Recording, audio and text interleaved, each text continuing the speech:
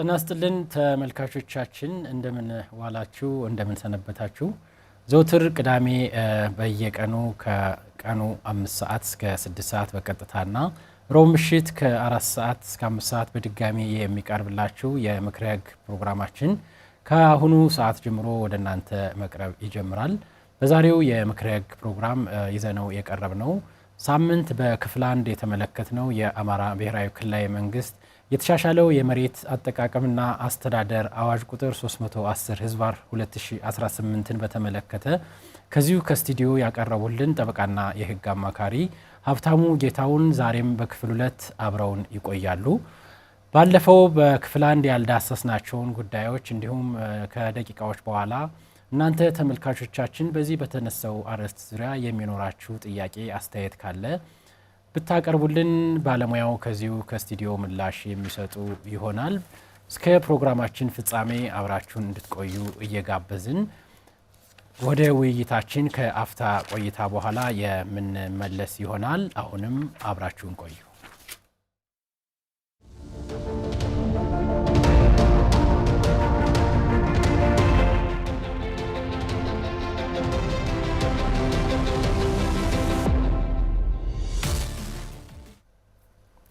ወደ ውይይታችን ተመልሰናል ተመልካቾቻችን።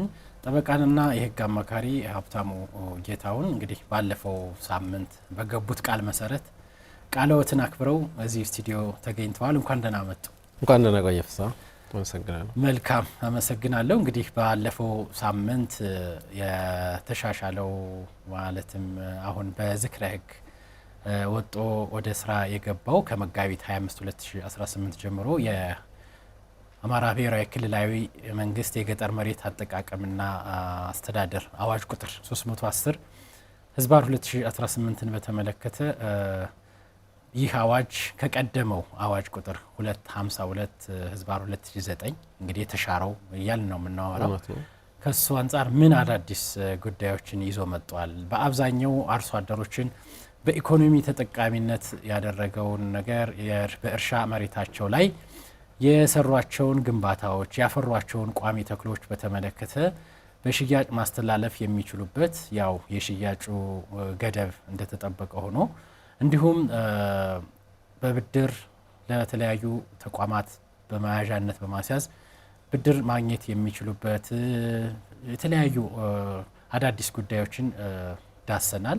ዛሬ እንግዲህ በይደር የያዝነውን በተመለከተ እንደ የዛሬው ውይይታችን እንደ መግቢያ የምናደርገው ጥያቄ እንግዲህ በከተማ ክልል ውስጥ ተካተው ርክክብ ያልተደረገባቸው የእርሻ መሬትን በተመለከተ የአዋጁ ተፈጻሚነት ምን ይመስላል? እንግዲህ ርክክብ ያልተፈጸመባቸው ስንል በከተማ ክልል የተካተቱ ስንል በእርሻ መሬቱ ላይ የተሰሩ መኖሪያ ቤቶችን በተመለከተም እሱም ዋናው የውይይታችንም አርዕስት እሱ ስለሚሆን እንግዲህ አዋጁም ከመውጣቱ በፊት በእነዚህ አሁን በከተማ ክልል በተካተቱ የገጠር ቀበሌ በሚባሉት አዋጁ ከመውጣቱ በፊት በአርሶ አደሮች የተገነቡ ቤቶችን በተመለከተ ምንድነው አዋጁ ምን ይላል የሚለውን የከተማ ክልል የተጠቃለለ ቀበሌ ምን ማለት ነው ከሚለው ጀምረን ውይይታችን መክፈቻ ብናደርገው። እሺ፣ አመሰግናለሁ ፍስሐ። እንግዲህ ምንድነው ባለፈው በክፍል 1 እንደ ውይይት እንዳደረግ ነው ዛሬም ውይይት እያደረግን ያለ ነው በክልሉ የወጣውን አዋጅ ቁጥር 310/2018ን መሆኑን አድማጭ ተመልካቾቻችን ግንዛቤ እንዲይዙልን እንፈልጋለን። ይህ አዋጅ የአፈጻጸም ደንብም ሆነ መመሪያ አልወጣለትም። ከዚህ ከአዋጁ ተነስተን ብቻ ማብራሪያ የምንሰጥ መሆኑን ህጉን ብቻ ባወቅነው ልክ ትንታኔ የምንሰጠው አዋጁን ብቻ መሆኑን ግንዛቤ እንዲወሰድ ፈልጋለሁ። ይሄ አዋጅ አንቀጽ 17 ንዑስ 4 ላይ በግልጽ የባለ ይዞታዎቹ በይዞታቸው ላይ የሰሩትን ቤት፣ አትክልት መሰል ያፈሩትን ሀብት ይሸጣሉ፣ ይለውጣሉ፣ ለሶስተኛ ወገን ያስተላልፋሉ ካለ በኋላ 17 1 2 3 በደረጃ ካስቀመጠው በኋላ ንዑስ 4 ላይ በግልጽ ምንድነው የሚለው ይሄ ተፈጻሚ የሚሆነው የመሬት አጠቃቀም እቅድን መሰረት ባደረገ መልኩ ብቻ ነው የሚለው። እንግዲህ የመሬት አጠቃቀም እቅድን መሰረት ያደረገ ነው ማለት ምን ማለት ነው ወደሚለው መሄድ የግድ ነው የሚሆነው በምናውቀው ልክ ማለት ነውና ከተሞች እንደምታውቀው የከተማ ፕላን አዋጅ አላቸው። የገጠር መሬትም በተመሳሳይ የመሬት አጠቃቀም እቅድን የያዘ ምደባን የያዘ አዋጅ ሊኖረው ግድ ነው። እስካሁን እኔ በማቀው ልክ የአማራ ክልል የገጠር መሬት አጠቃቀም እንጂ የቦታ አጠቃቀም ምደባ በሚመለከት እየተጻፈ ሕግ አላየሁም። ካለ ልትነግረኝ ትችላለህ፣ ስለማላስታውሰው በዚህ ይያዝልኝ።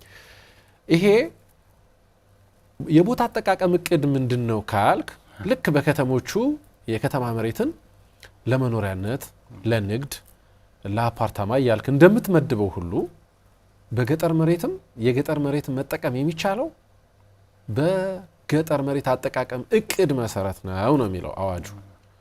ይሄ በጣም የዛሬ መወያያችን ቀጣይም ወደ ወንጀል ተጠያቂነትም ስለሚወስድ ይህን ትኩረት እናደርግ ደስ ይለኛል። እኔምና የገጠር መሬት አጠቃቀምን እቅድን ታሳቢ አድርጎ የተገነባ ቤት፣ የተተከለ አትክልት ሊሸጥ ሊለወጥ ለሶስተኛ ወገን ሊተላለፍ ይችላል ነው። ነገር ግን ይህን የከተማ አጠቃቀም እቅዱን መሰረት ካላደረገ ግን አይደለም ህጋዊ ሊሆን የወንጀል ተጠያቂነት ያመጣል ነው የሚለው አዋጁ። እንመጣበታለን። ይሄ የመሬት አጠቃቀም እቅድ ባልተዘጋጀበት አካባቢ ካሁን በፊት የሚለው አንቀጽ አዋጁ ከመውጣቱ በፊት ለኔ በገባይ ልክ እንደዛ ነው። 17 ንዑስ 4 የመሬት አጠቃቀም እቅድ ባልተዘጋጀባቸው ካሁን በፊት ይህ አዋጅ ከመውጣቱ በፊት የተሰሩ በህጋዊነት በተመዘገበ የመሬት ይዞታ ማረጋገጫ እውቅና የተሰጠ ይዞታ ላይ የተሰራ ቤት፣ የተተከለ አትክልት መሰል ሀብቶች በይዞታው ላይ ያረፉ ሀብቶች ይሸጣሉ፣ ይለወጣሉ ይላል። አፈጻጸማቸው ምን ይመስላል? እንዴት ይፈጸማሉ? በተለይ አዋጅ ከመውጣቱ በፊት የመሬት አጠቃቀም እቅድ ሳይወጣ በህጋዊ የመሬት ይዞታ ማረጋገጫ ደብተር ላይ ህጋዊነቱ በተመዘገበ መሬት ላይ እንግዲህ ሁለት ነገር ነው እዚህ ጋር። አንደኛ የመሬት አጠቃቀም እቅድ በሌለ ወቅት ይህ አዋጅ ከመውጣቱ በፊት በህጋዊ የይዞታ ማረጋገጫ ላይ አንድ አርሶ አደር የሰራውን ቤት መሸጥ ይችላል። መሸጥ የሚችለው ባለፈው እንዳልነው 500 ካሬ ሜትር ላይ የገነባውን ብቻ ነው። ከዛ በላይ ያለውን እየከፋፈለ እየሸነሸነ መሸጥ እንደማይችል ባለፈው ተነጋግረናል። ይቺን 500 ተብላ በአዋጁም የተቀመጠችውን ይህ አዋጅ ከመውጣቱ በፊት የመሬት አጠቃቀም እቅድ ከመውጣቱ በፊት ያለ እቅድ የተሰራ ከሆነ እንዴት ነው ሊሸጥ ሊለወጥ ሊተላለፍ የሚችለው የሚለውን ምላሽ የሚሰጠን ከዚህ አዋጅ በኋላ የሚመጣው አፈጻጸም ደንብና መመሪያው ነው። እሱም እንጠብቃለን። እንትኑን እንደው ለተመልካቾች ግልጽ ለማድረግ በዚህ አዋጅ የከተማ አስተዳደር የተጠቃለለ የገጠር ቀበሌ በትርጓሜ ደረጃ ቢያውቁት መልካም ነው ብዬ ስላሰብና በዚህ አዋጅ በትርጓሜው በ45 ላይ በትርጓሜ በሚለው በከተማ አስተዳደር የተጠቃለለ የገጠር ቀበሌ ማለት ስልጣን ባለው አካል የከተማነት ደረጃ በተሰጠው በየትኛውም ከተማ ወሰን የተካለለ ወይም የታቀፈ የገጠር ቀበሌ ማለት ነው። የተካለለ ወይም የታቀፈ እንግዲህ አንዳንዴ ተካሏል ታቅፏል ተብሎ ረጅም ጊዜ ረጅም ዓመት በከተማ አስተዳደሩ ግን ካሳ ተሰጥቶ ወደ ከተማነት ሲካለል አይታይምና ከዛ አንጻርም ነው አሁን እንግዲህ ከጀመሩትን ለተመልካች ግልጽ ለማድረግ ነው ምንድናቸው የሚለው። እንግዲህ የትልቁ አሁን በእኛ ክልል ላይ ያለው ብዥታ ይሄ ነው። አንድ ከተማ አስተዳደር ወይም አንድ ከተማ በመዘጋጃ ቤትም በመሪ መዘጋጃ ቤትም የሚመሩ ከተሞች የከተማ ፕላን አላቸው። በቅድም ባልኩት ማስተር ፕላኑን መሰረት አድርጎ የቦታ አጠቃቀም እቅድ አላቸው። ይህን እቅዳቸውን ለማሳካት የገጠር ቀበሌዎችን ወደ ከተማ ወሰን ክልል ያካትታሉ። ያ ስልጣን ስላላቸው ያካትታሉ። የገጠር መሬቱን ማለት ነው። የገጠር ቀበሌዎችን ወይም የገጠር መሬትን ከከተማዎቹ ዙሪያ ያሉትን ወደ ከተማው የወሰን ግዛት ክልል እንዲካለሉ ይደረጋል። ከተካለሉ በኋላ በዚህ አዋጅ የሚተዳደሩት በገጠር መሬት አዋጅ ነው። እስከ መቼ? መንግስት ወይም ከተማ አስተዳደሩ ህጋዊ ትክ ወይም ካሳ ከፍሎ ርክክብ አድርጎ ወደ መሬት ባንክ ካስገባ በኋላ የከተማውን ፕላን አዋጅ መሰረት ተፈጻሚ እስከሚያደርግባቸው ጊዜ ድረስ በተለይም ርክክብ ተደርጎ ወደ መሬት ባንክ እስከሚገባ ድረስ ተፈጻሚ የሆነው አዋጅ ቁጥር 310/2018 ነው። ለአብነት ብትወስድ አሁን ባህር ዳር ከተማ የተወሰኑ ከባህር ዳር ዙሪያ ወረዳ ያሉ ቀበሌዎችን ያካተተበት ሁኔታ ሰምተናል። እነዚህ ከባህር ዳር ዙሪያ ወረዳ የግዛት ክልል የነበሩ አሁን በባህር ዳር ከተማ አስተዳደር የግዛት ክልል የተጠቃለሉ ቀበሌዎችን ብንወስድ ገበሬዎቹ የያዙት መሬት አሁንም የከተማ አስተዳደሩ የባህር ዳር ከተማ አስተዳደር ለምሳሌ ነው ያነሳ ነው። የባህር ዳር ከተማ አስተዳደር ገበሬዎቹን ህጋዊ ካሳ ወይም ትክ ቦታ ሰጥቶ መሬቶቹን ተረክቦ ወደ መሬት ባንክ አስገብቶ በራሱ ቁጥጥር አድርጎ በከተማውን መዋቅራዊ ፕላን የቦታ ምደባ መሰረት አድርጎ እስካልተጠቀመበት ድረስ የሚተዳደረው በዚህ አዋጅ ነው። ወደ ከተማ የወሰን ግዛት ክልል መጠቃለሉን የሚያውቀው ህብረተሰባችን በቀጥታ የባህር ዳር ከተማ የግዛት ክልል ተካተዋል ከተባለ እነዚህን መሬቶች ለመያዝ ህብረተሰቡ ይጧጧፋል። ለምን? የከተማ መሬት ነው ነገ የሚሆነው። ነገ የከተማ ይዞታ ክልል ተብሎ በከተማ መሬት አዋጁ እንደሚመራ እንደሚካተት ስለሚያውቅ ህብረተሰቡ ከህጋዊ ባለ ይዞታው እነዚህን ይዞታዎች መሬቱን በለወሰለው በተለያየ መንገድ በተለይ ይሄ ገንዘብ ሰጥቼው ገንዘቡ መመለስ ስላቃተኝ በገንዘቡ ትክ የሰራሁትን ቤት ይህን ያህል ዥንጎ ቆርቆሮና ይህን ያህል ካሬ ሜትር ቦታ አስረክቤዋለሁ በሚል ከተማችን አካባቢ ላይ ዞትር የማያዣው ነው ምንድነው? አሁን የማያዣው ልትለው አይቻልም። ዞ ብድሩልም ምንም እየተባለ የብድር ትክ ነው የሚለው ብድር ትክ ነው የሚለው በህግ እንደዛ የሚባል እውቅና ያለው የለም። እንግዲህ የዋስትና ዓላማው የተበደርከውን ብድር እንድትመልስ ማረጋገጫ ነው የምትሰጠው። ብድሩ መመለስ ካቃተህ ያ ለዋስትና የሰጠኸው ንብረት ተሽጦ ገንዘቡን ነው የምትወስድ እንጂ በአይነት የምትወስድበት አሰራር የለም። የፍትሐብሔር ሕጉ ያን አይልም። እኛ ጋር አሁን ያለው እችን መሬቷ ላይ ስታየው የብድር ትክ በብድሩ ገንዘቡ ፋንታ ቤቴን ሰጥቼዋለሁ ነው የሚለው። እንደ እየተባለ አንድ አርሶ አደር ያለችውን ይዞታ ሙሉ በሙሉ ቀድሞ ሸንሽኖ ሽጦ እሱ እንደውም ባለፈው እንዳልከው ከመሬት ይዞታ ውጭም ሆኖ ልታገኘው ትችላለህ። ይህ ከሆነ በኋላ ወደ ርክክብ ከተማ አስተዳደሩ ሲገባ ካሳ የሚከፍለው ለማን ነው? ትክ የሚሰጠው ለማን ነው? ጥያቄው ይሄ ነው። እና አርሶ አደሩ ደግሞ መጀመሪያ በዛ አግባብ ቅድም ባልነው አግባብ ከሸጠ በኋላ ካሳና ትክ ክፍያ ሰጥቼ ላነሳ ነው ሲል አረንጓዴ ደብተሯን በእጁ ስለያዘ ህጋዊ ባለ ይዞታው አላቃቸውም በወረራ የያዙ ናቸው። ትክና ካሳው የኔ ይገባኛል ነው የሚለው። በተጨባጭ እያየ ነው ያለው ታይ ስለሆነ እዚህ ላይ እንግዲህ 20 ዓመት ተኖረም 30 ዓመት ተኖረም መኖር ብቻውን የባለቤትነት መብት የባለ ይዞታነት መብትን አያቋቁምም። በህግ ቋንቋ ህግ በምናቀው ልክ አሁን የወጡ ህጎችም የግድ ይህ አዋጅ ከመውጣቱ በፊት የከተማ ማነው የገጠር መሬት አጠቃቀም እቅድ ከመውጣቱ በፊት በይዞታው ላይ ያለውን ቤት የሸጠ ሰው ሽያጩ ህጋዊ ሆኖ በፍትህ ጽሕፈት ቤት ሄዶ ተመዝግቦ የውሉ ህጋዊነት ተመርምሮ ወደ መሬት ጽሕፈት ቤት ሄዶ ተመዝግቦ ወደ ሶስተኛ ወገን ወደ ገዥ ሊተላለፍ የሚችለው አዋጁ የሚለው 500 ካሬ ሜትር ነው። ከአንድ ባለ ይዞታ ካለው መሬት ውስጥ 500 ካሬ ሜትር ነው የሚለው። ግን በአንድ ባለ ይዞታ በአንድ ገበሬ ማሳ ላይ ስንት ሰዎች ናቸው ቤት ሰርተው የምናገኛቸው ነው? 100 ካሬ 20 ካሬ 30 ካሬ 50 ካሬ በሚል በአንድ ቃዳ በምንለው ይዞታ ውስጥ በርካታ ገበሬዎች ቤት ሰርተው እናገኛለን። ይህ በእርግጥ ቀላል ችግር አይደለም። እኔ በገባኝ ልክ አሁን እነዚህ የህብረተሰብ ክፍሎች እዛ ጋር ሄደው በዚህ መንገድ መሬት ገዝተው ያለቻቸውን አንጡራ ሀብት አፍስሰው ቤት ሰሩ። ነገ ከተማ አስተዳደሩ ርክክብ ሲያደርግ ህጋዊ ባለ ይዞታው ብቻ ትክ ሰጠ። የእነዚህ ሰዎች ዕጣ ፈንታ ምን ይሆናል የሚለው ስታስብ በጣም ነው የሚያሳዝንህ። ዞሮ የዚህ አሁን የወጣው የገጠር መሬት አጠቃቀምና አስተዳደር አዋጅ ቁጥር 310 አሁን የተባለውን ጉዳይ ኮምፕሊትሊ ምንም የሚፈታበት መንገድ የለውም። ምክንያቱም ይህ አዋጅ እውቅና እየሰጠ ያለው የገጠር መሬት ባለ ይዞታው በእርሻ መሬቱ ላይ የሰራቸውን ግንባታ ግንባታ ቋሚ ተክሎች ቅድም እርስዎ እንዳሉት የመዋቅራዊ እቅዱን መሰረት በማድረግ መሸጥ እንደሚችል የተሰራችውን ብቻ መሸጥ እንደሚችል የተፈቀደለት ነው። ስለዚህ መብት ያጎናጸፈው ለባለይዞታው ነው የሚለው አሁን በሚወራው ልክ በከተማው በክልላችን በሚወራው ልክ አዋጁ በገጠር መሬት ላይ የተሰራ ቤት ይሸጣል ተብሎ በሚወራው ልክ ያለ ገደብ የሚሸጥ አይደለም። በርካታ ቅድመ ሁኔታዎች አሉበት። አሁን በተለያዩ ሶሻል ሚዲያውም ላይ እንደምታየው አማራ ክልል ያወጣው የገጠር መሬት አዋጅ በእርሻ መሬት ላይ የተሰራን ቤት እንዲሸጥ ፈቀደ። እውነት ነው ፈቅዷል። ግን ሲፈቅድ ቅድመ ሁኔታዎች አሉ። እኛ ቅድመ ሁኔታዎች ምንድን ናቸው የሚለውን ታሳቢ አድርጎ ነው ህብረተሰቡ ወደ ግዢ መሄድ ያለበት ነው። እነዚህ ቅድመ ሁኔታዎች የመጀመሪያው የቦታ አጠቃቀም እቅዱን መሰረት ያደረገ መሆኑ መቻል፣ ከዚህ በኋላ ያለው ማለት ነው። አዋጁ ከወጣበት ከመጋቢት 25 በኋላ ያለው መጋቢት 25 2018 በኋላ ያለው ተፈጻሚነቱ የሚሆነው ያ ነው። ከዛ በፊት ያሉት ቅድም ያለው ነው። ውስብስብ ችግር አለው።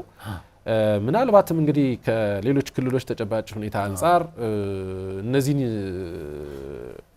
ዜጎች በእርሻ ቦታ ገዝተው ቤት ሰርተው ወይም ቅድም ባልነው መንገድ ትክ ቦታ ተብሎ ከገንዘቡ ትክ ቦታ ያና ቤቴን አስረከብኩት በሚል ውል የያዙ ህጋዊ ያልሆኑ ባለ ይዞታዎችን እጣ ፋንታ በተመለከተ የኦሮሚያ ብሔራዊ ክልላዊ መንግስት አሁን በቅርብ ያወጣው ህጋዊነታቸውን ለማረጋገጥ መመሪያ ወጥቷል። ያፈጻጸም መመሪያ ምናልባትም የኛ ክልል እንደዛ አይነት ተሞክሮን ከዛ አጥንቶ የመንግስትና በህዝብ መካከል ያለውን ሰላማዊ ግንኙነት ለማጣፈጥ እንደዛ ካላደረገ በስተቀር በበርካታ ከተሞች ዙሪያ በወሰን የከተማ አስተዳደሩ የግዛት ክልል ውስጥ ሆነው ነገር ግን ከተማ አስተዳደሩ ካሳና ትክ ለህጋዊ ባለይዞታው ከፍሎ ርክክብ ያላደረገባቸው ቦታዎች ላይ ያረፉ ዜጎቻችን ጉዳይ አሳሳቢ ነው፣ በጣም አሳሳቢ ነው። መልካም። እዚሁ ላይ እንግዲህ አሁን እኛ እያልን ያለነው የዚህ የገጠር መሬት ባለይዞታው ላይ የተሰሩ የግንባታ ቤቶችን በተመለከተ ነውና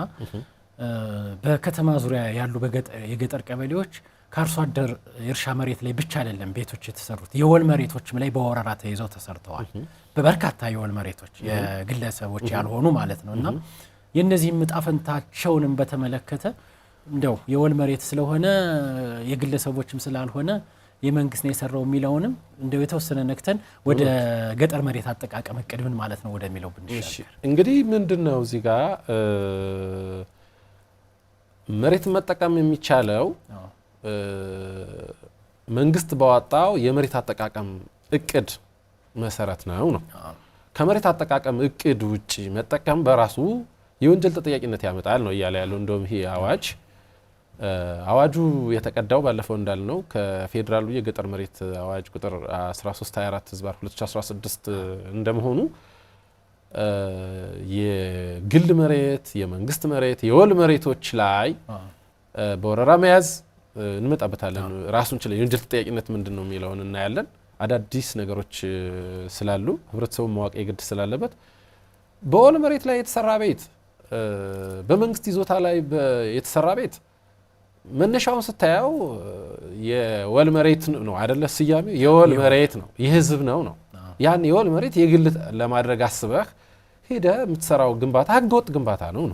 አንደኛ ከቦታ አጠቃቀም እቅዱ ውጭ ነው። የወል መሬት ዓላማው ምንድነው ካል የግጦሽ ህዝባዊ አገልግሎት መስጠትባቸው ቦታዎች ናቸው። የግል ልታረገው የምትችልበት ምንም የህግ ማዕቀፍ የለውም። በዚህ ጉዳይ ላይ የሚያደራድር ማለት ነው። ከስያሜው ተነስታ የአንድን አርሶ አደር መሬት ወይም የአንድን ህጋዊ ባለይዞታ መሬት በወረራ ሄደህ ምንም አይነት የአርሶ አደሩን ሳይሆን የመንግስት በሚለው የመንግስት የግለሰቡም ቢሆን የግለሰብ ይዞታ ላይ ቢሆን አንድ የግል ይዞታ እንበልና አንድ አርሶ አደር አረንጓዴ ደብተር ሰርቶ በያዘው ቦታ ላይ ሄደህ ጨለማን መሰረት አድርገህ ወይም ኃይል ተጠቅመህ ወይም ፈቅዶልህም ሊሆን ይችላል ብትገነባ ከ1179 የፍትሐ ብሔር ሕጉ ጋር ተያይዞ የሚሰጠው ባለይዞታው ሳይቃወም የሰራው ቤት ህጋዊ ነው ወደሚል ሄዶ ያለውን ብዥታ አሁን ከቦታ አጠቃቀም እቅድ ጋር ታየዋለህ። 1156 የፍትሐ ብሔር ሕጉ አንድ ባለይዞታ ሳይቃወም በሌላ ሰው አንድ ባለይዞታ ሳይቃወም ሌላ ሰው በዛ ይዞታ ላይ ቤት ቢሰራ የቤቱ ባለቤት እንደሆነ ግምት ይወሰዳል ነው። የመሬቱ ባለይዞታ ዕጣ ፈንታው ምንድነው ካልክ ካሳ ከፍሎ ቦታውን የማስለቀቅ መብት ይኖረዋል ነው ፍትሐ ብሔር ሕጉ የሚለው። ግን ይሄ ተፈጻሚ የሚሆነው መጀመሪያውኑ መንግስት ባወጣው የከተማ አጠቃቀም የገጠር መሬት አጠቃቀም እቅድ መሰረት የተሰራ ነው ወይ ያ ቤት ነው። ከእቅዱ ውጪ መንግስት ካወጣው የቦታ አጠቃቀም እቅድ ውጪ ሳይቃወምህ ወይም ፈቅዶልህ እንኳን ብትሰራው ህጋዊ ውጤት የለውም ነው እያለ ያለው አዋጁ። መልካም ተመልካቾቻችን ከአሁኑ ሰዓት ደቂቃ ጀምሮ ያው በስክሪኑ ላይ በተመለከተው ስልክ ቁጥር ጥያቄዎቻችሁን ብታቀርቡልን ምላሽ የምንሰጥ ይሆናል። እስኪ ዳይሬክተራችን አንድ የገባ ስልክ አለ እያለችን ስለሆነ እሱን ስልክ እናስተናግዳለን። ሄሎ አሎ፣ ማንን በል ከየት ነው? ስቲበል ይባላሉ ከባህር ዳር። ስቲበል፣ አቶ ስቲበል ከባህር ዳር። እሺ እስኪ ጥያቄዎትን። የኔ ጥያቄ ለምሳሌ የኔ የአርሶ አደር ልጅ ነኝ። እሺ። እና በስሜ ቦታ አግኝቻለሁ እዚህ ከተማ ላይ 100 ካሬ ማለት ነው። እሺ። እና አንድ አርሶ አደር ደብተር ካለው አረንጓዴ ደብተር ካለው 500 ካሬ የማግኘት መብት አለው ያላችሁ ነው። አላል እና ምናልባት እኔ የአርሶ አደር ልጅ ሆኜ ግን በስሜ ደብተር አለኝ 100 ካሬ አግኝቻለሁ። አቶ ስቲበል ባለሙያው እያሉ ያሉት አንድ አርሶ አደር ካለው የእርሻ መሬት ላይ ግንባታ ሰርቶ ማስተላለፍ የሚችለው በ500 ካሬ ሜትሩ ላይ ብቻ ነው። ሌላውን ለሌላ አዝዕርት ለሌላ ሰብል ማዋል ነው የሚችለው ነው እያልን ያለ ነው። ከዚህ አንጻር ጥያቄዎትን የሚያስተካክሉት ነገር ካለ? አይ ጥያቄ የአርሶ አደር ልጅ ነኝ። አርሶ አደር ሆኜ ግን አባቴ በስሜ ደብተር አዝወልኛል። እሺ። አረንጓዴ ደብተር። እሺ። ግን ቀደም ሲል ደግሞ በስሜ ደግሞ 100 ካሬ አግኝቻለሁ። ስለዚህ 100 ካሬውን ቦታ አግኝተሃል ተብዬ ላጣ እችላለሁ ወይ ነው? አው ለአዛኛው ማግኘት ይችላሉ። 500 ካሬ ማግኘት አለብኝ ወይስ እንዴት ነው የሚለውን ልግባ። መልካም። እሺ ጥያቄው እስኪ እንግዳችን ይጠይቀውታል፣ ጥያቄ ይመልሱለት። እሺ እስቲ በል። አቤት። እኛ እያልን ያለ ነው አንድ የገጠር መሬት ባለ ይዞታ በይዞታው ላይ ከሰራቸው ቤቶች ውስጥ መሸጥ የሚችለው ለአንዴ በ500 ካሬ ሜትር ይዞታ ላይ የገነባውን ብቻ ነው። በቀሪው መሬት ላይ በመሬት አጠቃቀም እቅዱ መሰረት ለሌላው ለግብርና ዘርፍ ከሚጠቀም መስተቀር መሸጥ መለወጥ አይችልም ነው። እንደገባኝ የእርስዎ ጥያቄ ደግሞ ከካሳ ክፍያ ጋር እና ከአባቶ ካገኙት የይዞታ ማረጋገጫ ደብተር ጋር እና የከተማ ቦታ ከማግኘቶ ጋር ይያያዛል። ግልጽ ስላልሆነ ግልጽ ያድርጉት እስኪ። ምን ለማለት ነው የፈለጉት? ሁለቱንም ቦታ ማግኘት እችላለሁ ወይ ነው? በቃ እንደሱ ማለት ነው። በቃ እሱ ከሆነ ምላሹን ይከታተሉ። ግልጽ ነው አሁን ጥያቄው። ምላሹን ይከታተሉ። ያው ከቤተሰብ ሕጉም ጋር ተያይዞ የሚመለስ ምላሽ ስለሆነ አቶ ስቲበል ከባህር ዳር ስለደወሉ እናመሰግናለን። እሺ አባቴ አመሰግናለሁ። እሺ አንድ ስልክ እሺ እንቀበል። ሌላ ስልክ አለ። ሄሎ ሄሎ። አቤት። ማንን በል ከየት ነው? ስማቸው ከደብረ ታቦር። እሺ አቶ ስማቸው ከደብረ ታቦር። እስኪ ጥያቄዎትን በዚህ በተነሳው አርዕስት ዙሪያ። ጥያቄው በዚህ በአዋጁ ላይ ነው በ310። እሺ ጥያቄ ምንድን ነው? ህገ መንግስቱ ላይ እንዳየሁት ከሆነ አንድ አዋጅ እንደወጣ ካልተሳሳትኩ በ15 ቀን አካባቢ ፕሬዚዳንቱ ማጽደቅ አለበት። ካልጸደቀ ደግሞ እንደ ህጉ ነው፣ ምክር ቤቱ በወሰነው መሰረት እንደ ህጉ ነው ያገለግላል ይላል። ህገ መንግስቱ ነው ምኑ ላይ ነው? ህገ መንግስቱ ላይ አንቀጹን ያስታውሱታል? 70 አካባቢ። እሺ ይሁን። እሺ ህገ መንግስቱ ላይ ስለሆነ ያው እነሱ ሊያውቁት ይችላሉ ብዬ አስባለሁ። 70 አካባቢ ካልተሳሳት። መልካም። እና ምንድን ነው ጥያቄው? እስከዚያ ድረስ ፕሬዚዳንቱ ካላጸደቀው ምክር ቤቱ የወሰነው ውሳኔ እንደ ህጉ ነው ያገለግላል። አዋጁ ያው ስራ ላይ ይውላል ማለት ነው።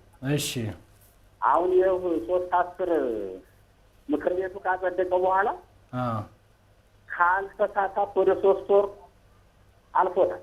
5 ወሩ ነው። ይሄ ህጉ መጋቢት 25 ከመውጣቱ በፊት 3 ወር ያህል አልፎታል። አሁን መጋቢት 25 ወጣ ተብሎ እንዴት ሊባል ይችላል? ምክር ቤቱ ከአጸደቀበት ከ10 ቀን ከ15 ቀን በኋላ በህገ መንግስቱ መሰረት ስራ ላይ መዋል የለበትም ወይ? ይሄ አያከራክርም ወይ? መልካም። እሺ ሌላ ጥያቄ ያለዎት? ሁለተኛው ጥያቄ ድንጋጌው ላይ መሸጋገሪያው ላይ ይቅርታ፣ መሸጋገሪያው ላይ ከዚህ በፊት በክርክር ላይ ያሉ ጉዳዮች በክርክር ላይ ያሉ ጉዳዮች በክልልና በፌዴራል ደረጃ ያሉ የክርክር እንትኖች በዛው በተጀመሩበት መልክ ያልቃሉ ይላል። ዞንና ወረዳ ላይ ያሉት አሁን በጉዳዩ በወቅቱ ምክንያት አሁን እንደ አማራ ክልል 4 ዓመት 3 ዓመት ምናምን የሆናቸው ፋይሎች አሉ ከተጀመሩ ማለት ነው።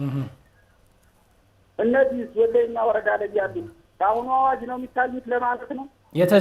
ተጀምረው የተዘጉ ፋይሎችን ነው በሂደት ላይ ያሉትን ነው እርስዎ እንደው እንድንመልስልዎት የፈለጉ? በሂደት ላይ ያሉትን አሁን ምንም ሳይቋጩ በግርግሩ ምክንያት ይከፈታሉ፣ ይዘጋሉ። ግን ውሳኔ ሳያገኙ 3 ዓመት 4 ዓመት የሆናቸው ፋይሎች አሉ። እነዚህ በወረዳና በዞን ላይ ያሉት ምን ላይ ነው የሚሆኑ? በአሁኑ አዋጅ እንደገና ክሱ ተሻሽሎ ሊወሰድ ነው? እንዴት ነው? በክልልና በፌዴራል ብቻ ናቸው? መልካም ለምን አላጠቃልል አላደል? መልካም አቶ ስማቸው ከደብረ ታቦር ስለደወሉ እናመሰግናለን። ምላሹን ይከታተሉ። ሄሎ፣ ሌላ ስልክ አለን። ሄሎ፣ አቤት። ማንን በል? ከየት ነው? ሳሚ ከእንጅባራ። እሺ ሳሚ ከእንጅባራ፣ እስኪ ጥያቄዎትን በዚህ በተነሳው አርዕስት ዙሪያ። ያው ትንሽ አዋጁ ጋር እያያዛል የሚል ግምት ስላለኝ ነው። እሺ፣ አንድ አርሶ አደር ባለሀብት ጋር በጋራ የማልማት መብት አለው ምናምን የሚል ነገር ሃይላይት አይቻለሁ። እሺ። እና አሁን ወጣ ያለ ቦታ ላይ አሁን አስፋልት አካባቢ ነው ቦታው በጋራ ያው ከተማ አልደረሰውም፣ ግን ማልማት ይቻላል የሚል ጥያቄ መጠየቅ ፈልጌ። መልካም። ማልማት ተፈቅዷል በአዋጁ እስከምን ድረስ ነው ቢብራራልን ነው? እሺ፣ እናመሰግናለን ሳሚ ከእንጅባራ ስለደወሉ። እሺ፣ የመጀመሪያውን የአቶ ስቲበል ጥያቄ ከባህር ዳር የደወሉት እንግዲህ ያው የመኖሪያ መስሪያ ቦታ የማግኘት መብታቸውን ተጠቅመው 100 ካሬ ሜትር ቦታ አለኝ በስሜ ከተማ አስተዳደሩ ሰጥቶኛል ነው ያሉት። የአርሶ አደር ልጅ ነኝ እና ከአባቴ ደግሞ እንግዲህ ቢያንስ እሳቸው 500 ካሬ ሜትር ነው ያሉ። እዛ በላይም እንደው የማግኘት መብት ሳለኝ ሁለቱንስ የማግኘት መብት አለኝ ወይ የሚል ነው። የዚህ የአዋጁ 310/2018 እንግዲህ የመሬት ውርስ ወደ ፍትሐዊ ሕጉ ይሄዳል በሚል ተሻሽሏል፣ ህጋዊ የሆነ ኑዛዜ እስከሌለ ድረስ። ስለዚህ አቶ ስቲበል ከአባታቸው ሊያገኙት የሚገባውን የእርሻ መሬት ከሌሎች ወራሾች ጋር በመሆን የማግኘት በድርሻቸውን ከማግኘት አይከለከሉም። 100 ካሬ ሜትር ስላገኘ ወይም ነጋዴ ስለሆንክ እንደዚህ መንግስት ሰራተኛ ስለሆን የባለፈውን ሳምንት ፕሮግራም ስላልተከታተሉ ሊሆን ሁለቱንም የማግኘት መብት አላቸው በሚል በዚህ እንደምድመውና አቶ ስማቸው ከደብረ ታቦር የደወሉትን ምላሽ እንስጥ። እሺ፣ የአቶ ስማቸው ጥያቄ አቶ ስማቸው የህግ ባለሙያ ይመስሉኛል። የጠየቁት ጥያቄ ቀላል ጥያቄ የሚባል አይደለም። አንድ አዋጅ በምክር ቤቱ ቋሚ ኮሚቴ ውይይት ተደርጎበት ለህዝብ ተወካዮች ከቀረበ በኋላ ውሳኔ ያገኛል።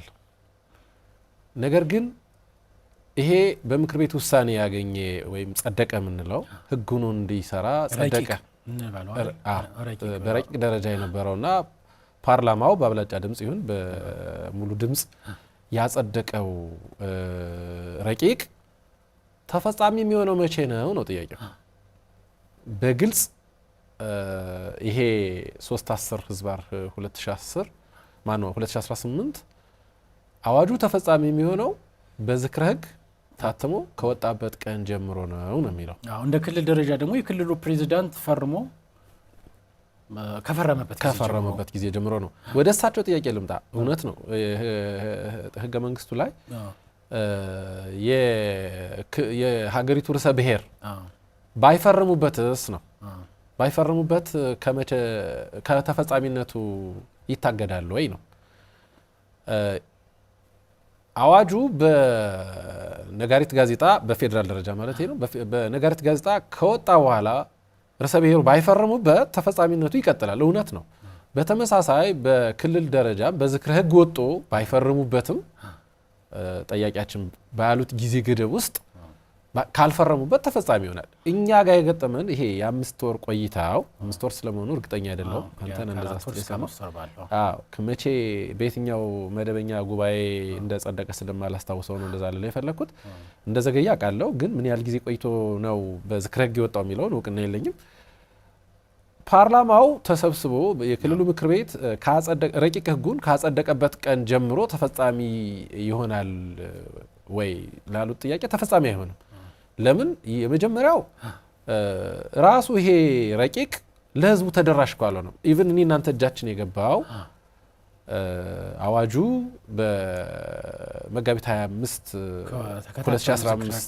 2018 በኋላ በዝክረ ህግ ከወጣ በኋላ ነው በእጃችን ያገኙት። የህጉ ተደራሽነት በራሱ ችሎቱ ሳይሆን በክርክር ብታቀርብበት ያን ረቂቅ ይዞ ነው ክርክር የሚመራው ሊሆን አይችልም።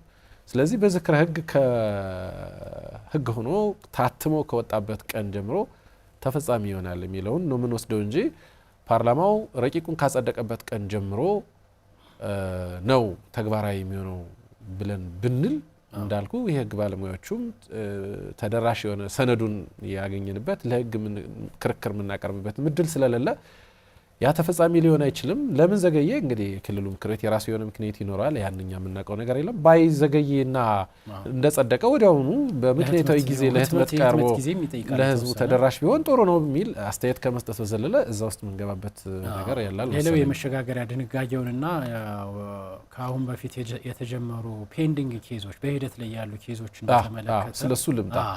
አዋጁ በግልጽ የትኛውም አዋጅ ባለፈው በነገራችን ላይ ይህን ርዕስ አንስተነዋል።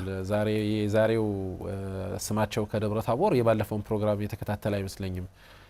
እንዳልኩህ ጥያቄው ቀላል አይደለም። አዋጁ ከመውጣቱ በፊት የተጀመሩ ክርክሮች በየትኛው አዋጅ ክርክር ተነስቶባቸው እልባት የሚሰጡት በየትኛው አዋጅ ነው። የትኛውም አዋጅ የትኛውም በክልልም በፌዴራልም ደረጃ የሚወጡ አዋጆች የኛ ነው 13398ንም 4692ንም ብትወስድ ይህ አዋጅ ከመውጣቱ በፊት የተጀመሩ ክርክሮች አስቀድሞ በተጀመሩ ጊዜ ስራ ላይ በነበረው ህግ መሰረት በ252 ይቋጫሉ ወይም ይዳኛሉ ነው የሚለው መሸጋገሪያ ድንጋጌው በግልጽ ይሄንን ነው የሚለው። አሁን እዚህ ጋር ያነሱት የክልሉ አሁን ካለው ነባራዊ ሁኔታ አንጻር በዛም ችሎቶቹ ስራ ስለማይሰሩ ዝም ብሎ ክሶች ቀርበው ባለመቅረብ ተዘግተው የነበሩ መዛግብቶች ዕጣ ፈንታ ምን ይሆናል ነው። በዚህ ስር ነው የሚወድቁት። በ252 ስር የተጀመሩ ነው። አስቀድሞ የተጀመሩ አይደሉ። አዋጁ ከመውጣቱ በፊት ክርክር ላይ የነበሩ ኬዞች በ252 በገጠር መሬት አዋጁ 252/29 መሰረት ይዳኛሉ ከሚባል በስተቀር ከመጋቢት 25 2018 በፊት የተጀመረን ክርክር ህጉን ወደ ኋላ ወስደህ ባልወጣበት ዘመን ላይ ልተገብርበት የምትችልበት ስለዚህ አባዲስ ፋይልም የሚታይበት አይኖርም። በወረዳም በዞንም ደረጃ የተጀመሩ ኬዞች እዛው ይቋጫሉ። በዛው በተጀመሩበት ወቅት ስራ ላይ በነበረው ህግ መሰረት ይዳኛሉ ነው። እልባት የሚያገኙት በዛ ነው። ሳሚ ከእንጅባራ የጠየቁት ጥያቄ የጋራ የማልማት መብትን በተመለከተ ህጉ ምን ይላል ነው። ምናልባትም ይሄ የጋራ የማልማት አርሶ አደሩ ወይም ህጋዊ ባለ ይዞታው ከባለ ሀብቶቹ ጋር መሬቱን እንደ ካፒታል ወስዶ ሌላ የፋይናንስ አቅም ያላቸውን ሰዎች ይዞ መሬቱን የማልማት የቀዳሚነት መብት አለው ነው። ይሄ በአዋጅ ቁጥር 252/2009 የነበረ ነው። አሁንም በ310 ተጠናክሮ ቀጥሏል። 252/2018 ጋር 29 ላይ የነበረው ግድፈት ወይም ህጸጽ ምንድን ነው? በጋራ ማልማት መብትን ይፈቅድና የሚፈቀደው በምን አግባብ እንደሆነ ልክ አሁን እንደዘረዘረው አሁን በወጣው 310/2018 እንደወጣው አይደለም። ከቦታው ከመሬቱ የአጠቃቀም እቅድ አንጻር ነው ተግባራዊ የሚሆነው። አሁንም የመሬት አጠቃቀም እቅድ ላይ ነው ትኩረት የምናደርገው። ህብረተሰቡ እንዲረዳ አድማጭ ተመልካቹም እንዲረዳ የምንፈልገው የጋራ የማልማት መብትም ተግባራዊ የሚሆነው ከመሬቱ አጠቃቀም እቅድ አንጻር ነው። የመሬት አጠቃቀም እቅድ አንጻር ምንድነው ካል ቅድም ትንታኔ ሰጠንበታል። አብዛኛው እንደውም ምንድነው የሚለው የገጠር መሬት እንደመሆኑ መጠን በግብርናው ዘርፍ ነው የሚለው። አሁን ያልታየው ህብረተሰቡ ያልታየው ለግብርና ዓላማ ነው የሚለው። የጋራ የማልማት መብት ተፈጻሚ የሚሆነው ለግብርና ዓላማ ነው። ግብርና ዓላማ ምንድነው ነው? ከግብርና ስራ ጋር የተያያዘ ነው። አሁን ህብረተሰባችን ግን በዛ ልክ ነው ወይ እየተረዳው ያለው? አዋጁ የገጠር መሬት አዋጅ ነው። ቅድም ያልናቸው በከተማ አስተዳደሩ የግዛት ክልል ውስጥ ወሰን የተካለሉ ሆነው ርክክብ ያልተደረገባቸው መሬቶች የገጠር ቀበሌዎች ተብለው በገጠር መሬት አዋጁ ይዳኛሉ ባልነው አግባብ ሄድና በከተማ ወሰን የተካተቱ ነገር ግን ካሳና ትክ ተከፍሎባቸው ርክክብ ባልተደረጉ መሬቶች ላይ ህጋዊ ባለይዞታዎች ተሯሩጠው ከአልሚ ባለሀብቶቹ ጋር የተለያዩ ውሎችን ይዛሉ። የጋራ የማልማት መብት ውል ከዛ ውስጥ ለአብነት የሚጠቀሱት እኔ በሙያ ያየኋቸው በቆይታዬ ያየኋቸው ከተለያዩ ሪል ስቴት አልሚዎች ጋር ገበሬው ውል ይዞ ነው የተገኘው። መጨረሻ ላይ የውል ይመዝገብልኝ ጥያቄ ወደ መሬት መምሪያ ስትወስደው ለእርሻ ዓላማ ነው የጋራ ለሪል ስቴት ዓላማ አልፈቀድኩልህም ውልም አልመዘግብም የሚል እስከ ፍርድ ቤት ክርክር የደረሰን የነበረው። የአሁኑን ያ ከአልሚው ጋር ኮኦርዲኔት እንድታረግ ከእርሻ ስራ ወይም ከግብርና ስራ አገልግሎት ዘርፍ ውጪ የጋራ የማልማት መብት እንዳትዋዋል በግልጽ ለእርሻ ዓላማ አዋጁ። ስለዚህ ከአስፓልት ዳር ብቻ ያለ መሬት መሆኑ ብቻ ሳይሆን የመሬት አጠቃቀም እቅዱን መሰረት ተደርጎ ነው የጋራ ማልማት ከባለ ሀብቶች ጋር በጋራ ማልማት የሚፈቀደው በሱ ቅደም ተከተል በዚሁ መሰረት ማለት እንችላለን። አዋጁ በግልጽ እንደሚለው ምንድነው የሚለው የገጠር መሬትን በጋራ ለማልማት የመሬት ባለይዞታው ከመሬት የመጠቀም መብቱን እንደ ካፒታል መዋጮ በማድረግ የገጠር መሬት አጠቃቀም እቅዱን መሰረት አድርጎ ከባለ ሀብት ጋር በሚገባው ውል ስምምነት የግብርና ልማት ስራ ሊሰራ ይችላል ነው የሚለው። የግብርና ስራ ልማት ሊሰራ ይችላል ነው የሚለው። ስለዚህ ለማደያ ነው ለሆቴል ነው እያሉ የሚቀርበው እንግዲህ አዋጁ በፍጹም መልካም እንቀበል። ሄሎ ሄሎ ሄሎ ማንን በል ከየት ነው? ሄሎ ሄሎ ማንን በል ከየት ነው? ከአህመድ አስፈው። አቤት ጥያቄዎትን ያቀርቡልን እስኪ አጠር አድርገው። አህመድ አስፈው። ቴሌቪዥኑን እስኪ ይዝጉት፣ ድምጽ እየረበሸን ነው። እሺ አሁን ይቀጥሉ። ማንን በል ከየት ነው? እኔ ለማለት የፈለኩት እሺ አዲሱ የመሬት አስተዳደር አዋጅ ሰራተኞች በስማችሁ ወይም በስማችሁ ማድረግ ትችላላችሁ ይላል። እሺ እና ከሱ ላይ የተወሰነ ማብራሪያ ቢሰጥ በደንብ ግልጽ ስላልሆነልኝ ማብራሪያ ቢሰጠኝ። የመንግስት ሰራተኞችን በተመለከተ ነው? እሺ ማብራሪያ እንሰጣለን። ማናቸው ከየት ነበር? አቶ አስፋው ከሐሙሲት ስለደወሉ እናመሰግናለን። ያው አጭር ማለት በምን መልኩ ነው መውረስ የሚችሉት የሚለው ያው በፍትሐብሔር ሕጉ መሰረት ነው። ወላጆቻቸው ያው ካሁን በፊት የነበረው የመንግስት ሰራተኞችን ያገለለን የነበረ አሁን ግን በፍትሐብሔር ሕጉ መሰረት የመጀመሪያ ደረጃ ወራሽነታቸውን እንደዛ ያለ በውርስ ቅደም ተከተሉ መሰረት ወላጆቻቸው በህይወት እንግዲህ ሲያልፉ ከመሬት ውጪ የውርስ ሀብት በሚተላለፍበት አግባብ የገጠር መሬትም አሁን በፍትሐብሔር ሕጉ በተቀመጠው ቅደም ተከተል ባሉ ወራሾች ይወርሳሉ። እንዴት ነው የሚለው እንግዲህ በዚህ መሰረት በፍትሐብሔር ሕጉ መሰረት። ሄሎ መሐመድ አሊ ነኝ ተመርጣ። እሺ ጥያቄዎትን እስኪ ያቀርቡልን በዚህ በተነሳው አርዕስት ዙሪያ። ያው ጥያቄው የመሬት ገጠር አጠቃቀም በተመለከተ ነበረ። ያው የይዞታ መሬት ደብተር አለና እሺ እና እዛ ቦታ ላይ ግን በአንድ በኩል ተቋም አለ። ምን አሉን አቶ መሐመድ? ተቋም አለ። ከእርሻው መሬት መካከል ላይ ተቋም አለና ያኔ ተቋሙ መሬትን ይጠቀልለዋል የሚል ነገር ሀሳብ አስተዋልና የመሬት አረንጓዴ ደብተር የእናታችን አለ እና ልዋጭ 500 ኪሎ ሜትር ይጠበቃል የሚባለው በህጉ ተቋሙ ፈልገዋለሁ የሚል ከሆነ ለምሳሌ የነነችን በዛ በስሩ ያለው በደብተሩ ስር ያለን ልጆች ይጠበቅልናል አይጠበቅልንም የሚለውን ነገር ለማንሳት ፈልጌ ነውና ኮሌጁ ከፈለገው ማን ነው ካሳና የመሬት ልዋጭ የሚሰጠው አካል ማን ነው? መልካም። እሺ አቶ መሐመድ አሊ ከመርሳ ስለ ደወሉ እናመሰግናለን። ምላሹን ይከታተል። ግልጽ ነው ጥያቄያቸው። አንድ ስልክ እንቀበል እንግዲህ ያው መጨረሻ ስልካችን ነው። ሄሎ ሄሎ፣ አቤት፣ ማን እንበል? ከየት ነው? በእውቀታየ ከሰሜን ነው። ማን አሉን? በእውቀታየ ነበር። እሺ፣ እስኪ ጥያቄዎትን በዚህ በተነሳው አይ የምጠይቀው በውርስ የተወረሰ መሬት ነበር። ምን አሉን? ድምፅ ጨመር ያድርጉ አቶ በእውቀት። በውርስ የተወረሰ መሬት ነበር። አሁን በምን የተወሰደ? በውርስ። እሺ እሺ። ሄሎ እና ቀርቦ የወረሰው መሬት አሁን በልክ መካፈል ይችላል ወይስ ያንን እንደወረሰ ነው የሚባል? የተሰማኝ አይደለም። እስኪ ድጋሚ እስኪ ጮክ ብለው ያቅርቡልን። ጥያቄውን አልሰማ ነው። በውርስ የተወረሰ መሬት ነበር ድሮ። እሺ፣ ያ መሬት አሁን እንደገና በልክ መበተን አለበት? አንድ ሰው ነው የወረሰው ወይስ ያንን እንደወረሰ ነው መግለጽ ያለበት? ኦኬ፣ ግልጽ ነው ጥያቄው። እሺ፣ እናመሰግናለን። ምላሹን ይከታተሉ አቶ በእውቀት።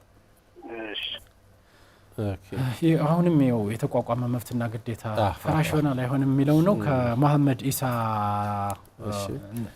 ቀጥል። እሺ መሐመድ ከመርሳ ምንድነው ያሉት? በይዞታ ማረጋገጫ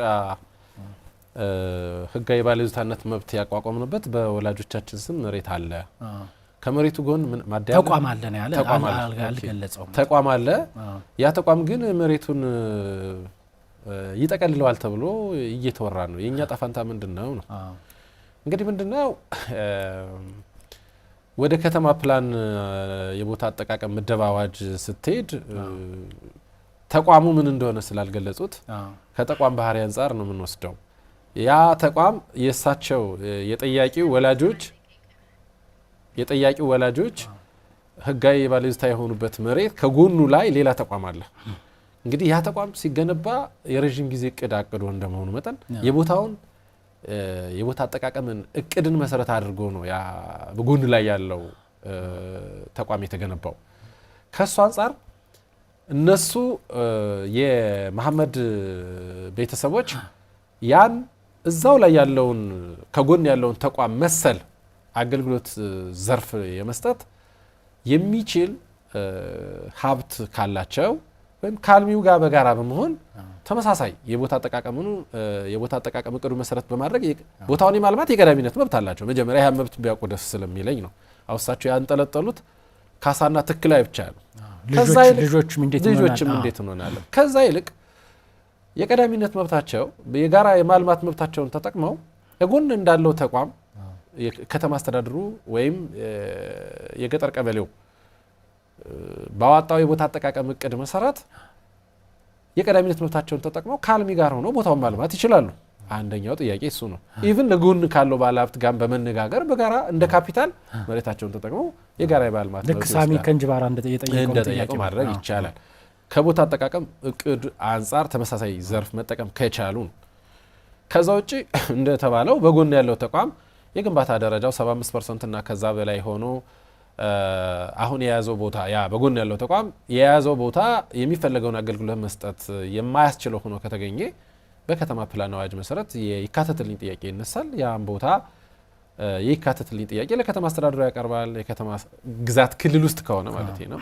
የግዛቱ ክልል ሆኖ ያልተጠቃለለ ከሆነ ምንዋራው ስለዛ ስለሆነ ወደ መሬት መምሪያ ካሳ ክፍያና ትክ ቦታ የሚሰጣቸውን ዜጎች በካሳና ትክ አወሳሰን መመሪያው መሰረት ሄዶ ለአባወራው ለልጆቻቸው የሚገባውን ካሳና ትክ ቦታ ለሚያስፈልጋቸው እነማን ትክ ያስፈልጋቸዋል እነማን ካሳ ያስፈልጋቸዋል የሚለውን ስላልነገሩን እዛ ላይ ልንገባ አንችልም። በዛ አግባብ ህግን ተከትለው ስለዚህ አባወራ ማወራ ብቻ ሳይሆን ልጆቻቸው መብት አላቸው። ያ መብታቸው ካሁን በፊት መሬት ያላቸውና የሌላቸውን ማነው ትክ ቦታ ያገኙ ከሆኑ ያላገኙ ከሆኑ የሚለውን በልጆቻቸው ያኗኗር ዘይቤ ላይ ጥገኛ የሆነ የካሳና ትክ ቦታ ርክክብ ተደርጎ መሬቱ ወደ መሬት ባንክ ከገባ በኋላ መልሶ ጎን ላለው ባለ ሀብት የማይሰጥበት ምክንያት የለም። ያ እንዳይሆን የጋራ የማልማት መብት ውል ይዘው የቀዳሚነት መብታቸውን ተጠቅመው ግን በመሬታቸው ላይ ሀብት መፍጠር ይችላሉ፣ ሳይፈናቀሉ ይዞታቸውን መጠቀም ይችላሉ። እዚህ ላይ ትኩረት ቢያደርጉ ደስ ይለኛል። መልካም። በእውቀት ከማዕከላዊ ጎንደር የበእውቀት ጥያቄ ከአሁን በፊት በውርስ የተገኘ በውርስ መብት ያቋቋመበት ሰው እጅ የተያዘ መሬት በአዲስ አዋጅ መነካካት እንደ አዲስ ይቻላል ወይ? ባለፈው ሳምንት አንስተናል። ያው ባለፈው ፕሮግራም ስላልተሳተፉ ይመስለኛል። በቀድሞ አዋጅ የተገኙ መብትና ግዴታዎች ሳይነኩ እንደጸኑ ይቀጥላሉ ነው። የተገኙ መብቶች አሁን አይነኩም ነው። መልካም። እንግዲህ ባሉን 2 ደቂቃዎች ይርጋና ወንጀሏን በተመለከተ እሷን አጠር አድርገን እናቅርባትና ወደ ከይርጋ አንጻር ከአሁን በፊት የነበረው ገጠር መሬት አዋጅ ቁጥር 252 በአርሶ አደሮች መካከል የመሬት ይገባኛል ክርክር ቢነሳ በምን ያህል ጊዜ ውስጥ በይርጋ ቀሪ ሊሆን ይችላል የሚለው እልባት አልተሰጠውም ነው የነበረው። ወደ ፍትሐ ብሔር ሕጉ 1845 እና 1677 እየሄድን የሰበር ችሎቱን ውሳኔዎች መሰረት አድርገን ነው የነበረው። አሁን ግን አንድ ባለ ይዞታ በህገወጥ መንገድ በሌላ ይዞታ በሌላ ባለ አርሶ አደር ይዞታው ቢያዝበት ይገባኛል ጥያቄው መብቱን መጠየቅ ከጀመረበት ጊዜ አንስቶ በ15 ዓመት ጊዜ ውስጥ መቆየት እንደሚችልና በ15 ዓመት ካልጠየቀ ግን መብቱ በይርጋ ቀሪ እንደሚሆን እልባት ሰጥቷል። ይሄ ትልቅ እምርታዊ ለውጥ ነው። ሌላው የወንጀል ተጠያቂነት በጣም በጣም በጣም እዚህ ጋር ህብረተሰቡ ሊያውቀው የሚገባው ነገር ማንኛውም ሰው የግል የወልና የመንግስት ይዞታን በህገወጥ መንገድ ከወረረ ከ30 ሺህ እስከ 100 ሺህ ብር የገንዘብ መቀጫ በቅጣት ደረጃ ከ1 ዓመት እስከ 5 ዓመት እንዲሁም በሁለቱም ሊቀጣ ይችላል ይላል። በጣም በሚገርም ሁኔታ ሌላው በጣም ሴንሲቲቭ ለእኔ በጣም ደስ ያለኝ ነገር ይሄ የፌዴራሉ አዋጅ ነው። ይሄን የሚለው የክልሉ ገጠር መሬት አዋጅ የፌዴራሉ ላይ የተቀመጠውን የወንጀል ተጠያቂነት በቀጥታ ተፈጻሚ አድርጌዋለሁ ስላለ ነው አሁን እያነበብኩ ያለሁት። የታመጣው ቢሉ ጠያቂዎቹ ይሄ የፌዴራሉ ነው ይሄንን የሚለው የክልሉ የፌዴራሉ በቀጥታ ተፈጻሚ 1324 ህዝብ 2016 ተፈጻሚ ይሆናል ስላለ ማለት ነው። ሐሰተኛ የመሬት ይዞታ ማረጋገጫ ጋር ተያይዞ ሐሰተኛ የይዞታ ማረጋገጫ ያቀረበ ባለ ይዞታ ማስረጃ የሰወረ ወይም የተሳሳተ ማስረጃ የሰጠ ባለሙያ ወይም የተሳሳተ ማስረጃ የሰጠ ባለሙያ ከ10 ሺህ ይቅርታ እዚህ ጋር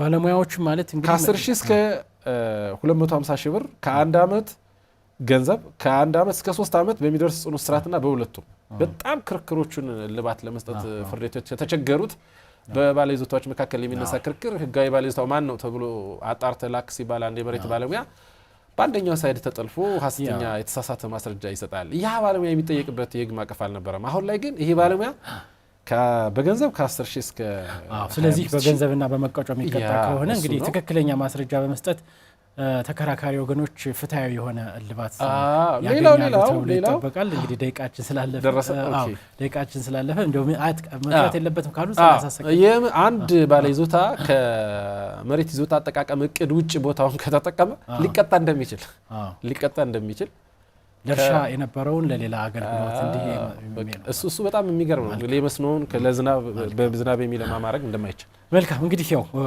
ሰፊ ጊዜ ይዘን 2 ሳምንት ይዘን የአማራ ክልል የገጠር መሬት አጠቃቀም እቅድ የገጠር መሬት አስተዳደርና አጠቃቀም አዋጅን ቁጥር 310 ህዝባር 2018ን ከመጋቢት 25 2018 ጀምሮ ወደ ስራ ስለገባ ምን አዲስ ነገር ይዞ መጥቷል የሚለውን ከበርካታ ህጋዊ ማብራሪያ ጋር ይዘውልን ቀርበዋል። ለደዋዮቻችን በ2 ሳምንቱ ለደወሉ ደዋዮቻችንም በቂ ምላሽ ሰጠውናል። እንግዲህ ጠበቃና የህግ አማካሪ ሀብታሙ ጌታሁን ምስጋናችን ላቅ ያለ ነው። በአዘጋጁ ፍሳ ማስታወቂያ እና በአማራ ሚዲያ ኮርፖሬሽን ስም ላደረጉልን አስተዋጽኦ ከልብ እናመሰግናለን። እንግዲህ በሌሎች ጉዳዮችም እንግዲህ ህግ ሀይቅ ነው። እንግዲህ በሌሎች ጉዳዮችም ሌላ ጊዜ የምናስቸግረውት ይሆናል።